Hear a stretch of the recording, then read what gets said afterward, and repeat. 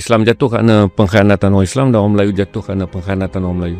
Jadi tak ada benda yang aneh bila kita balik dan menghadapi semua. Ini adalah telah ditentukan oleh sejarah bahawa semulia mana pun agamamu, di kalangan mereka akan ada pengkhianat. Dan dalam sejarah bangsa kita pun sebesar mana pun bangsamu, di kalangan bangsamu akan ada pengkhianat. Saya tak ada rasa kalau kebaikan ni orang raikan. Kalau kebaikan orang raikan, sama seperti masjid yang cantik tapi jemaah tak penuh. Azan dilaungkan 5 kali. Kalau muazzin tu bosan, takkan ada azan. Tapi azan mesti dilaungkan. Sebab tu agama mengatakan bahawa bukan semestinya kerana orang ramai baru kamu azan, dan dengan semestinya kamu bina masjid yang besar baru orang akan datang.